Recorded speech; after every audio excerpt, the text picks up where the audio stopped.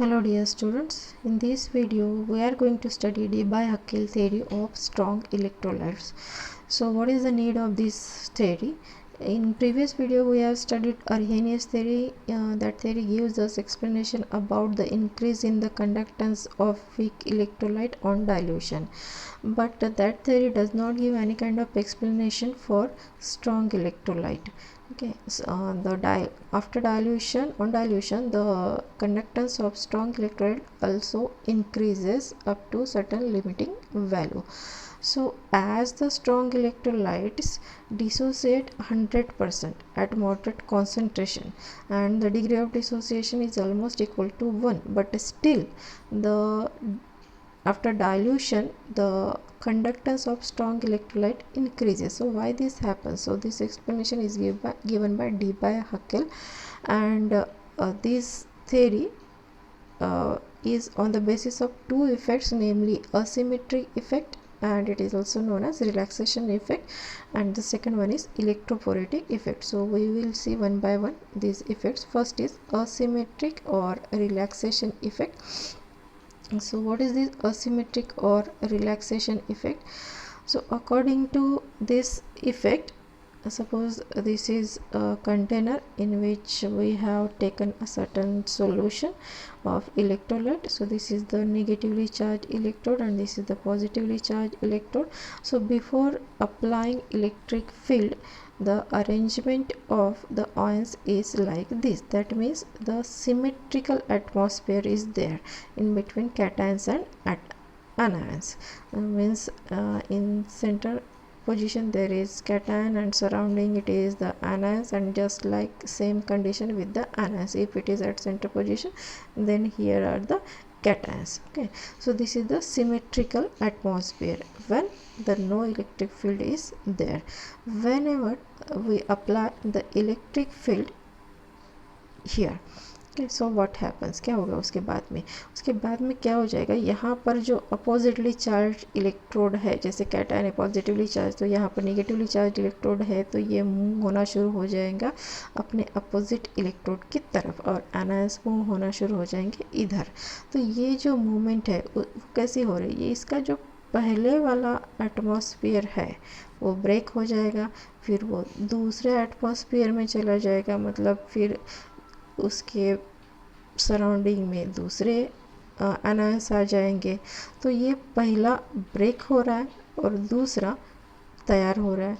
तो इनके बीच में जो टाइम लैग है, इस वक्त ये जो कैटायन है वो रहता है रिलैक्स्ड पोजीशन में, मतलब उस पर कोई भी अपोजिट चार्ज अप्लाई नहीं हो रहा है, मतलब उसको कोई इफ़ेक्ट नहीं कर रहा कोई भी अपोजिट चार्ज. तो इस इफ़ेक्ट को इसलिए बोलते हैं रिलैक्सेशन इफ़ेक्ट और असिमेट्रिक इफ़ेक्ट. ये जो टाइम लैग होता है वो नियर अबाउट 10⁻11 सेकंड्स का होता है. ओके, तो इस टाइम पीरियड के अब ये जैसे इधर मूव हो रहा है तो ये भी अपने अपोजिट डायरेक्शन में जा रहे हैं. तो ये मूवमेंट की वजह से अब इस तरीके का इस पर फोर्स अप्लाई होने लगेगा. ठीक है, तो ये क्या करेंगे, ये एनायंस इसको इधर, इस कैटायन को इस डायरेक्शन में पुल करेंगे और ये इधर जाने की कोशिश करेगा. तो इस वजह से इसकी जो मूवमेंट है, जो स्पीड है वो कम हो जाएगी. ठीक है, अब ये स्पीड कम होती है कौन से कंडीशन में, जब नॉर्मल हमने सॉल्यूशन बनाया है और लिया है सॉल्यूशन तब. अब जब हम डाइल्यूशन करेंगे, मतलब हम सॉल्वेंट फिर से ऐड कर रहे हैं, तो डाइल्यूशन करने के बाद में क्या हो जाएगा, इनके बीच का जो डिस्टेंस है ये इधर इधर दूर चले जाएंगे, इनके बीच का डिस्टेंस बढ़ेगा.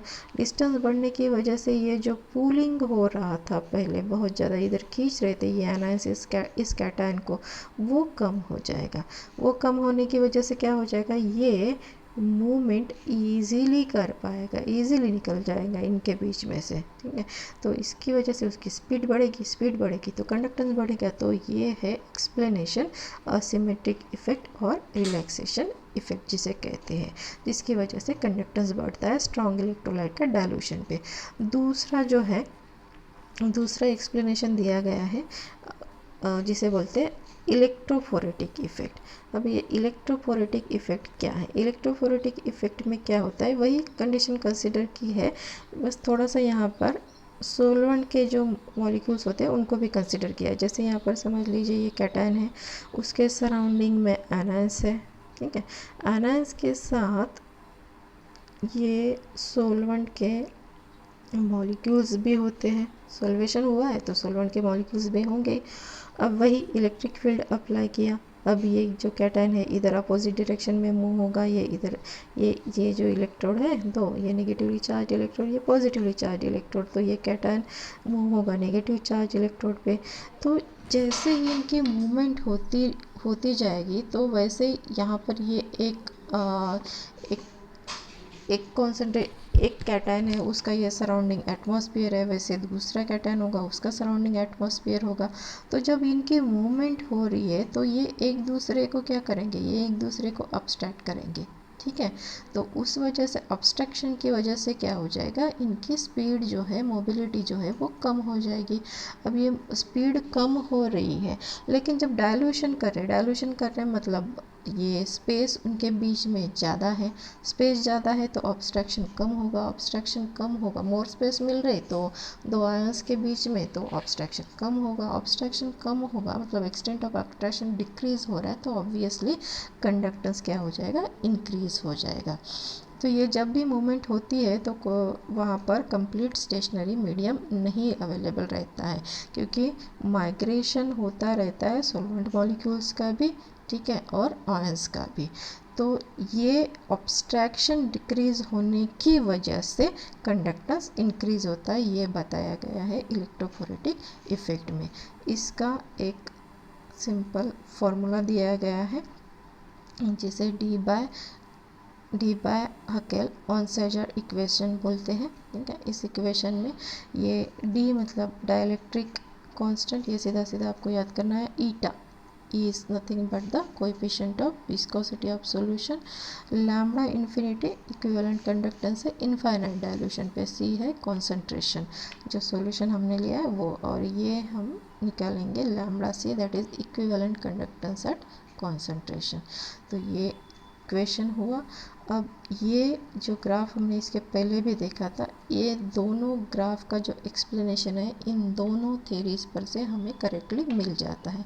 क्यों ये इंक्रीज हमको दिखता है अप टू लिमिटिंग वैल्यू जब हम कॉन्सेंट्रेशन डिक्रीज करते हैं, मतलब डाइल्यूशन करते हैं, क्यों होता है, तो इफेक्ट है असिमेट्रिक इफेक्ट और रिलैक्सेशन इफेक्ट, ठीक है।